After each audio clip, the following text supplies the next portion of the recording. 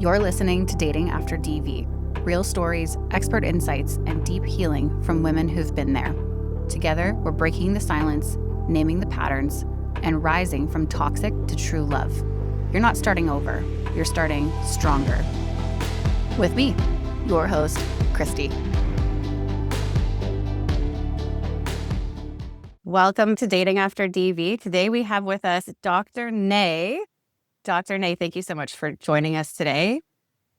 I'm so happy to be here. It's an important topic.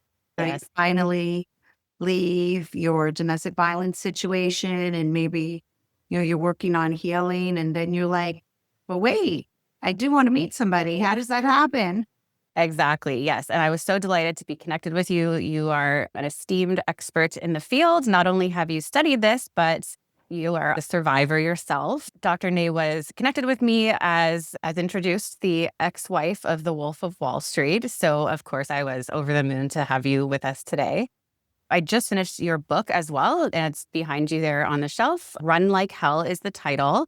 I was just telling you before we started recording that I read that book and felt like it was a weight off my chest. It was a book that I felt that was going to be my burden to write. And you went and you got your doctorate and are working in the field and just laid everything out so perfectly. It left no questions in my mind. And I mean, I've been doing a lot of this work myself over the past 2 years, but just reading your book, I was like, oh my gosh, I wish I had this book 2 years ago. Right.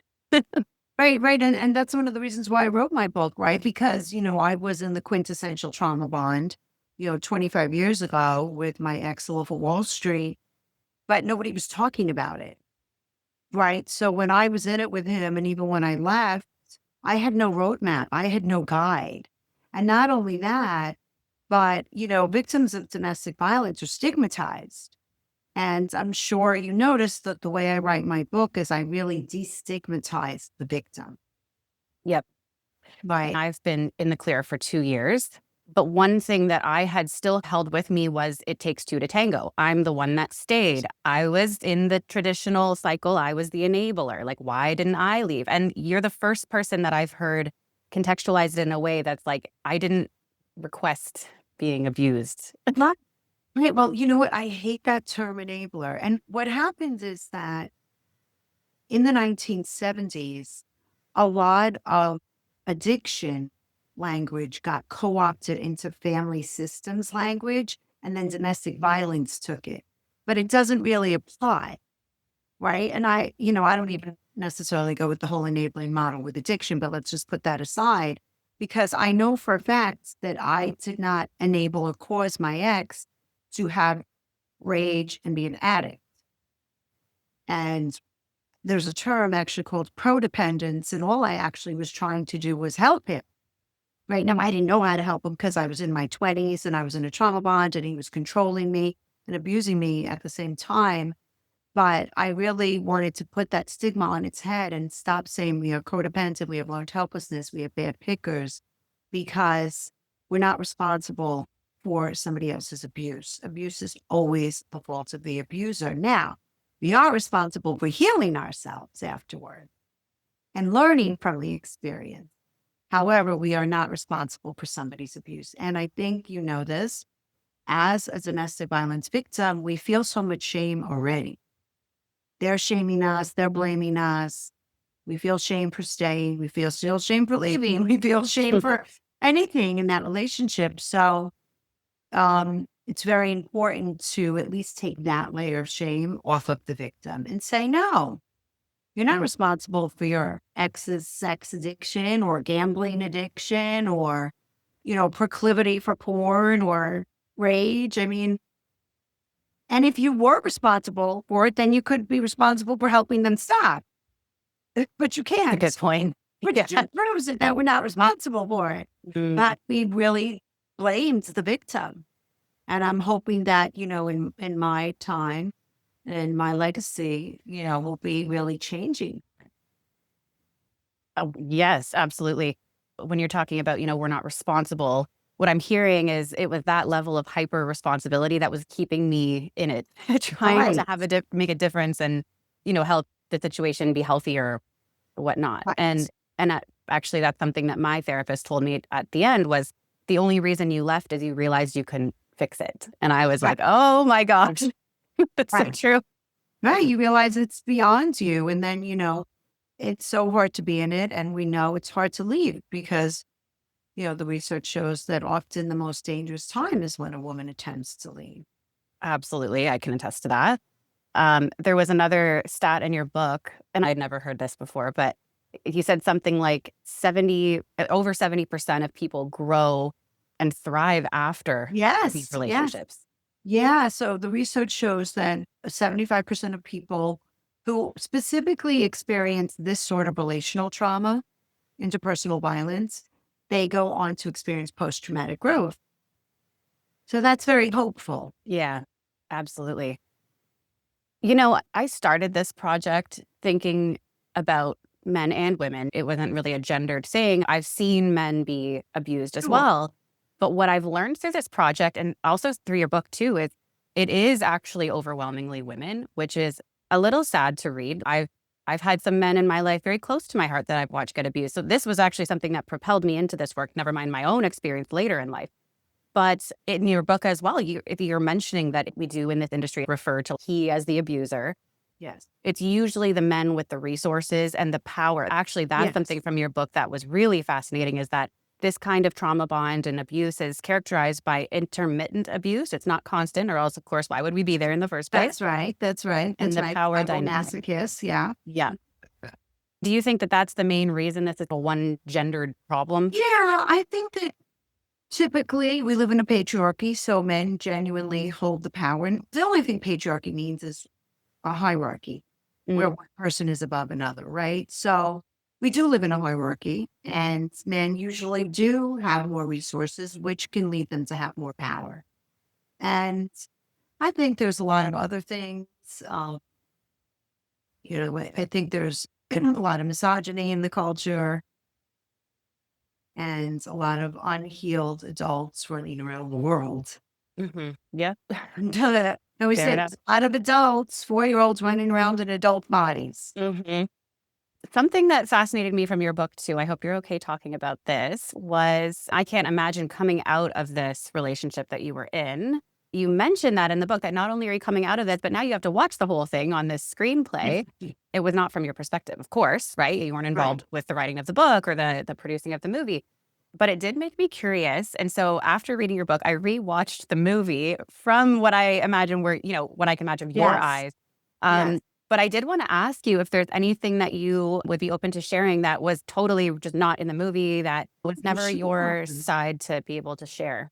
Yeah, and right, it is it's listen, it's a strange thing. You've been in it, you lived through a relationship that's a Greek tragedy, right?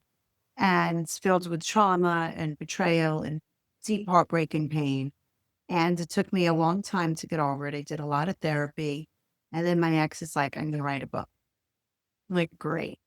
Then it's being made into a movie. And so I struggled with it on in many ways. But I went to therapy. I was like, okay, I have to surrender. This is bigger than me. And I just let it go. And the movie came out, and I was really fine with the way I was portrayed hmm because, it didn't show the depth of my character, but she looked like a young girl that fell madly in love, loved her kids, and then hated her abuser at the end. I mean, I think that's fair and accurate. But the thing that was interesting was that in the movie, I'm always yelling at him. Mm, I was not a yeller at him. I would yell back at him. I would have reactive abuse, but he was always abusing me. And we never fought about women. We always fought about drugs. So the whole thing is very sexualized, mm. right? And it's just funny. Like I never threw water in his face. I probably I was wondering about that actually. yeah, I probably should have. I never did the nursery scene. Like when you're a young mother, you're just not like you're running around taking care of babies. That doesn't mean that you lose your sexuality, but it's not always first and foremost in your Of brain. course. Yeah. So that was really, but all of his part was very, very accurate, except for the fact that he was really the perpetrator of the abuse, hmm not me getting mad about him with women. That Yeah. never happened. Right. I But got it. that's just entertain. That's the way it was his narrative. So he got to talk. Totally. And that is one thing I noticed. This movie came out, what, over 10 years ago? Like, 2013. Yeah. yeah. So I remember watching it then, and it was just such a spectacle. But rewatching it this time, that is something I picked up, that the yelling and stuff, I see that differently now. Like when I watch it the first time, it looks one way. But rewatching it a couple weeks ago, I was like, that is reactive abuse. That's Right. no one sees that part. They don't see why you're yelling. And Right. And they don't even show, I mean, they show the one scene where he punches me, at the end where they say, I say to him, I'm going to take your kids. I yeah, never say that. Right. So they almost even make an excuse for him punching me because I say that. You see how, gotcha. and, Yeah. but no, actually, why he got physical with me because I told him I was going to leave him because he wasn't getting sober. Mm-hmm. Very different. And then he kicked me down the stairs. Yeah. So you see even how in that movie it's misogynistic, Mm-hmm. right? Yeah. Of course, he said he's going to take her kids. Of course he's going to get violent. No, never. I would never say that. Right. So it's interesting how all those nuances are portrayed in it. But honestly, I know who I am. Yeah. Not lucky for me, I get to exploit the most misogynistic movie and help women everywhere. I love that for you. That's awesome. So it all works out. Yeah. You know what? Even the boat scene. Now, that was real. That was crazy. Yeah. Oh my Crazy gosh. life, for sure. So that's the movie. You've written your own book. By the way, is that on Amazon? Where can people find your book? Yeah, they can find it on Amazon. If they want to get a signed copy, they can go to my website, drnae.com. And also on my website and Amazon, there's an audiobook and an ebook. Because a lot of times if you're still stuck in a domestic violence relationship, you need to read the audiobook or the ebook. Because I think if your partner comes home and sees a book that says run like hell. He's gonna know. No, Yeah. gonna know, yeah. Yeah. And also for our listeners, as a generous gift from Dr. Nay, we're gonna offer the first chapter for free. Yeah. So the information for that can be found in the show notes. Thank you so much to you and your You're very team for that. welcome. Your book, again, it was just so thorough, to the extent that I'm just going to be pointing people towards your book instead of talking about, all trauma bonds. And although all of your personal experience and all of your professional and expertise wrapped up in a bow, I'd love to talk about what has happened since then. You're in a happy Yes. relationship. We're talking about dating after DV. And Yeah,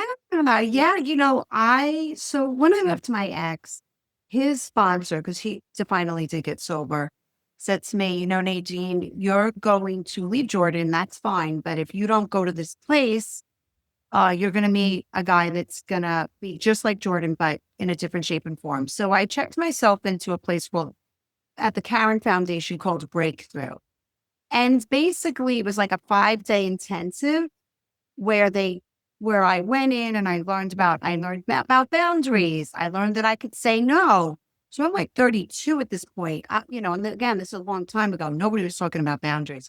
I was Right. like, I can say no. I can set boundaries. So I learned about my family of origin. I learned about my own patterns and ways of being. So when I started to date, I felt, because first of all, it's very hard to trust after you've been in a domestic violence situation. But I learned to trust myself. So what I always say to all the women I work with is that you've been in this trauma bond, you've been so obsessed with this other person, turn the mirror back on you, get to know and understand yourself first, because dating is really learning to trust yourself. Right? If you're going to go back out into the wild west of dating, you want to be able to trust your gut. And you weren't able to do that when you're in a trauma bond. Right. Mhm. So that's the first step, And so I did that. And about 2 years after I left my ex, somebody said to me, I have this great guy. I was dating. Oh my God, so many guys in Manhattan and running around and having a ball. But then somebody said to me, I have a guy I want to set you up with on a blind date. And I said, okay. And we went on a blind date and it was great. And he's my husband now, Aw. 23 years later. That's awesome. You do talk about this in your book, about the importance of learning these sorts of things and trusting yourself so that you don't repeat it. Because, of course, if we're not healed, we're going to attract the same exact thing in a different package. I just remember having fun and feeling great, And then when I met my current husband, there were a lot of green flags. Yeah. And so one of them was we were having this conversation about an argument because people argue. And he said to me, "Oh, I hear you." And I was like, "What?" I was like, "No, you don't hear. Are you crazy?" And I couldn't believe it because nobody had heard me in so long. And I have a saying, if somebody can't hear you, they can't love you. Wow. So he would listen to me. He respected my boundaries. He was very caretaking towards me. Um, was wonderful with my children. We had a lot of the same values, right? And so I always say to women, really, after you leave domestic violence, to make a values list. Go online, Google, what are your values? And have your values as like your mission statement, your brand of who you are. And as you're trying to make decisions about dating or anything in your life, keep going back to them because we lose ourselves, right, when we're in a trauma bond. Yeah. So going back to your values can really help. What are some values that helped anchor you while you were dating, So, when you're yeah, rediscovering yourself? so first of all, it's somebody like respect, right? So they have integrity. Because respect meaning like they hear me, right? So their words match their action. That's a really important thing. Do their words match their actions? And it's okay to be incredibly curious. And when you're dating and this new guy says something and your gut goes, uh-oh, don't just push it aside because of the butterflies. Trust that because the body knows before the brain does. I can attest to that too. Right. And so let's say you're in that situation and your stomach is like, oh, no, what's that? Something's off here. Have you ever had to deal with that? Did you have to address something? Like if I, let's say I was dating and I would, let's say a conversation would be going someplace I wouldn't want it to go, right? I would just like excuse myself, go to the bathroom, wash my face, like regroup, calm my body down. And if I was something I was curious about, I would probe deeper. Or I would just be like, oh my God, gotta go. Mm-hmm. Like so as women, we've been so programmed to be nice and to not hurt people's feelings, but we live in a dangerous world. Mm-hmm. It was put on the news and we get to see that. So really, really trust your gut. And don't be afraid to act on it. So in today's day and age, everything's online. A lot of dating is online. And from my experience, I had met my ex-partner in person and mostly every other relationship as well. And so I didn't really give too much credit to online. I was kind of like, how could you meet someone online? That being said, I actually met my husband online, which I never dreamed that would happen. And what I realized is that through online dating, you are to some level connecting with people who have somewhat of an intention, at least, to be connecting, right? It may not be Right. a pure intention, but there is at least an intention. Whereas when I met people out in daily life, like you don't know, maybe they have a wife and kids at home and now they're flirting with you at a gas station. Like you're not really, it's not the same, right? Did you do any online dating yourself? You know what? I didn't do online dating, but a lot of the women that I work with have to deal with online dating. And it's very tricky because, first of all, these users can create a very carefully crafted persona. Mm. And they can present, in ways that are totally inauthentic to actually what they are. They'll just present things that they know will attract women. I love animals. I love walks in the park. But meanwhile, they're sex addicts, Mm. right? So, I mean, so they can have a controlled presentation. Also, uh, these people, they're anonymous and you don't really know them. And they could live, far from you. And that distance and detachment, again, can make it hard to really snuff out the truth about them. And also, like they'll date multiple people simultaneously, and you don't know because they have people at their fingertips. Hmm. right? And so it can be very hard to really verify who this person is, how many people they're dating, what they're about. Because as we know, in a trauma bond, the Romeo mask, they present charming, magnanimous, wonderful, loving, caring, generous, helpful in the beginning. Yeah. And so that dating app really allows them to do that even more efficiently. But just being very aware of that, that it just might not seem what you get. Like I'll give you an example. Like I was working with this woman and lovely, beautiful woman, and she was dating this guy. It was hot and heavy for a few weeks, few months. And so, you're the love of my life. I've never felt like this before. You're my soulmate. Oh no. So she's like, okay, so are we gonna like this relationship gonna develop into like a committed, they were in their 50s, older. And he's like, no, I don't want to do that. And it's like, well, then why are you monopolizing all my time and see me all the time and telling me I'm the love of your life? Right. But meanwhile, I found out he was biggest sex addict, cheater. So, that's where it can get really tricky. Yeah. I've noticed that as one of the, maybe I would say red flags is, my husband, like we met online, but it was instant, like, are we doing this or not? Like he was ready for a relationship and he was Right. just as interested in making sure I was real, as I was. Right. Yeah. Whereas like people who kind of delay and it's like, well, what's the rush? It's like, well, I'm a woman, first of all, don't waste my Right. time. Right. No, your time is valuable. And then, you know about that site, Are We Dating the Same Guy? Yep. And so that's really good thing to do is Yep. pop a picture up there, Mm-hmm. state and say, hey, anybody got any tea on this one? If you're feeling weary of somebody in your state. I mean, some of these groups have 50,000 women for a reason Mm. Yep. because they work. So I just think that's important because the narcissist, especially, is going to they're very into their image, they're very into their ego. So they've curated a very good image Mm-hmm. in general. And that's why we get tricked. Yep.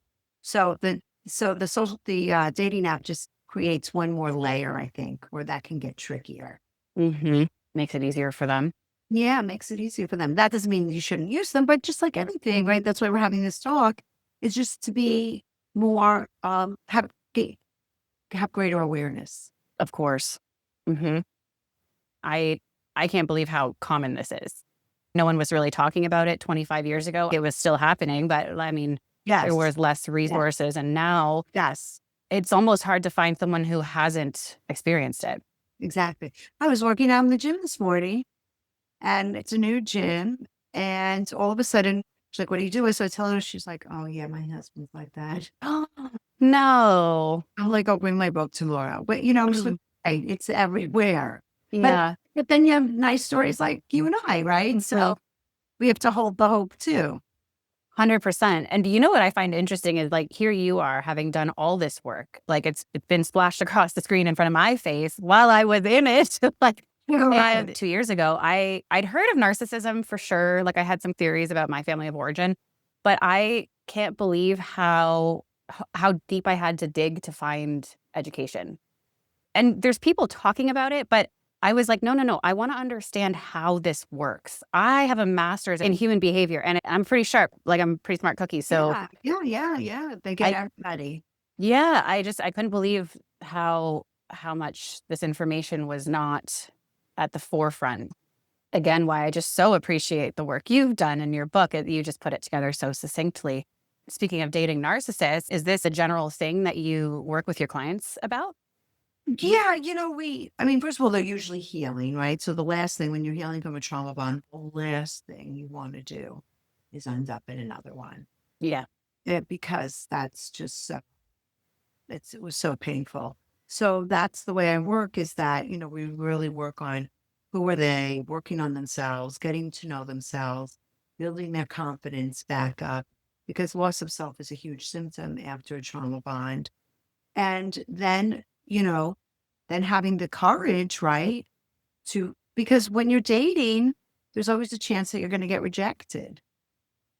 So sometimes it can be easier for just to stay home Yeah. And, no, but then I'll say to them, okay, so what's your goal? If your goal is for a long time partner, then you're going to have to date.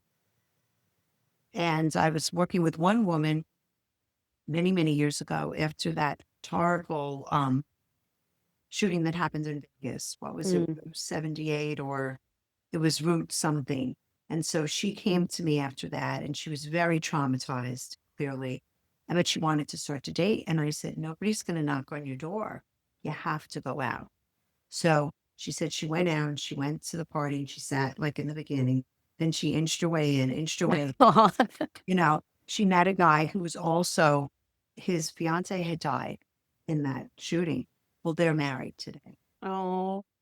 Right. So you have to take risks, Mm. so it's twofold. It's like you have to know about your threefold. You have to know about yourself.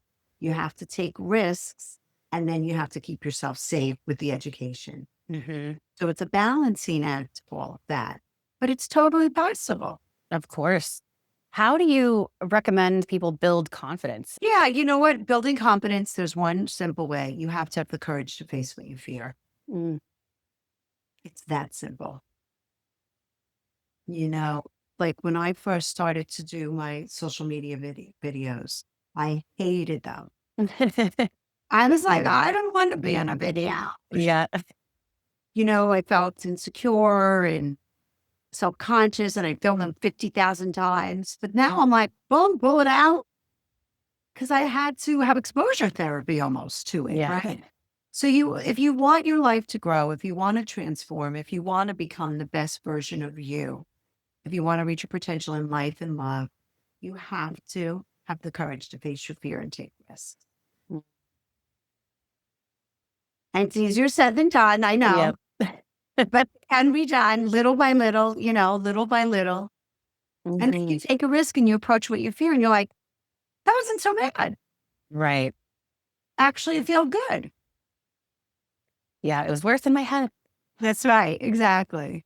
I have people in my life that would really rather just stay at home and wait for him to come knocking. Are there places that you see more success or the other direction? Are there places that you're like, maybe the bar, like don't try to go meet a guy at a bar or anything you advise that way? I think that like joining running clubs or at your gym or, things where you're going to meet people that are going to have like-minded individuals that have similar interests as you is usually a good place. Always through friends is great because it's very safe and then you know the person. But I think just honestly having an open attitude, a lot of times what happens is that we reject people first because we fear rejection. So just like noticing a fear of rejection, which is a very common thing, it's called rejection sensitivity, is part of your makeup. Just notice if you reject first because you fear rejection and just be aware of that and just be more open to somebody coming into your life. Or what about a tendency to be like picky, but it is coming from a fear of rejection, but it looks like things like height or Oh, yeah. Forget about the height thing. Like tall, dark, and handsome, throw it out the window. yeah, Throw it out the window. those are the ones we don't want. No, because then go back to your values Yeah. list. Mm-hmm. Then go back to your values list and really choose from that. And often the more low key, humble guy is going to be a better long term partner, Yeah. right? The one that can admit when they're wrong, the one that can take accountability, right? The one that doesn't have fragile self esteem, albeit imperfect. We're all totally imperfect, but those very charismatic, gregarious, charming people underneath that is usually antagonism. Yeah. And they're very, very hard to date. Also, things about control. Like I always say, love has two qualities, the quality of connection and respect. But also, does this partner give you the space or this new, person you're dating give you the space to be who you really are? Criticizing how you dress or the lipstick you have on, or, forget that. Mm-hmm. You don't have to have what's telling to me. You're not a little girl. You don't need to be dressed. Right. So it's like, unless you go up to them and say, hey, do you like this outfit? You all do that from time to time. But those are important things to think about. This concept of coercive control, Yes. which I had not heard about before starting this project a few months ago. And I can't believe how insidious it is, because when you're in that trauma bond and you're like, it's so confusing, because you're like, well, he's not controlling me. Like, he's not forcing me to do something. Yeah. Yeah. It's basically somebody wants power and control over you, Mm-hmm. right? That's what it means. So they do it through micromanaging you, belittling you, degrading you, controlling who you talk to, isolating you, intimidating you, threatening you, dominating you. And usually they don't start out with that. It just Right. escalate. Yeah. Because we're used to thinking about domestic violence as just one physical incident. And Right. coercive control is death by 1,000 cuts. Mm-hmm. And it's harder because it's invisible. It is invisible. So you look crazy when you try to explain it to people. And then this person goes out as the most charming person on the planet. Right. And then everybody's looking at you. Yep. And that's even more shaming and isolating. Mm-hmm. That actually reminds me of something else from your book that I'm telling you, you just hit so many nails on the head. I was just like, where was this book? I found it in perfect timing, but I've never said this. I've never even been aware of this. But in your book, you say women have said, I wish he would have just hit me. Yes. I was like, oh my gosh, because that's what allowed me to leave. Like, there had been from 6 months in, there were like shoves, and it was like, well, you tried to talk to me when I was mad. And I was like, oh, fair enough. I did do that. So I stopped doing that until the incident, these shoves or the punching the couch beside my head, that would happen anyway. Even if I'm just trying to have a clarifying conversation, muted tones. Yeah. I was just so shocked to read that. And I was like, I had never even that wasn't even something that I was conscious of, but it's so true. It was like a sense of relief, the final massive assault. That's I was right. just like, That's okay, right. now I can leave, because now I'm not imagining this. Right. And I just think about how crazy that is. Right. Yes. And I'm not judging you at all. Yeah. I write it in the book because it's true. That was my breaking point too. Wow. I had to get kicked down the stairs, meanwhile the guard's torturing me every single day. Right. So, because that's the way we're used to thinking about domestic violence, but coercive control, I think he's been around since 1950. Oh, wow. But it wasn't Dr. Evan Stark. I think he's a doctor, or maybe he's not, but he was the expert on coercive control. He just passed on us, unfortunately, this year. But he was the one that really brought it, I think, into domestic violence. So coercive control has really been, I would say, 15 years people have known about it. Because I don't know if you read Lisa Fonte's book. Mm-mm. He wrote her book, God, maybe early 2000, maybe, I think. So it's been around 10, 15 years, but now we're like really using it. And Yeah. actually in family court in 8 states now, and it's criminalized in Great Britain. So it's getting there. We're getting there with it. Yeah. I interviewed another, I believe she's a Ph.D., and she works specifically with this concept. I interviewed her in one of these episodes. And that's the first time I'd heard of it, was her work. And she works with family courts now in Canada, which is where I'm from. It was, again, just such a relief hearing her speak about this, because she was saying, and this was my experience too in the courts, they handle it incident by incident, but that's not how Right. these things work. No, This no, is no. intermittent It's a abuse. web. And also it's a web of all the things that I mentioned that are invisible. Yeah. And so it's very challenging, but we are changing it. And these conversations like these really help Yeah. raise awareness. Absolutely. I'm so grateful for your time with us today to do just that. And you were just telling me before we started recording about your new community, the survivor community. Yeah. Yeah. So it's called Thriver. Okay. Survivor. Because we're mixing survivor and thriving. Love And it. what I did is women loved my book. And so what I did is I took my book and I made it into an online course so people can even go deeper. And it has worksheets and meditations and journal prompts. And I teach the course once a week. And we have 3 to 4 support groups a week. And so I really wanted to make something accessible for women who are healing from this, or even, a lot of the women are still in it and haven't left. And some of them are healing, because it's $30 a month. It's $1 a day. Nice. And the women love it. I just started February 24th. All the women are talking to each other, validating each other. It's turned, and I bring in a live expert guest speaker. I think like next week I have Dr. Carey coming to my community. Oh, amazing. Yeah. And it's just a wonderful place for women to get support, get validated, get educated so they can heal. That's wonderful. Where can people find information? Is that on your website? Yeah, go to my website, drnae.com, because also I have tons of free assessment. I Mm. have a course of control assessment, a trauma bond assessment, pathological lover assessment. Like I have all these assessments that you can use for free and tons of worksheets too. So yeah, Wow. visit me and come see me on social media, The Real Dr. Nadine. I post every single day on Instagram.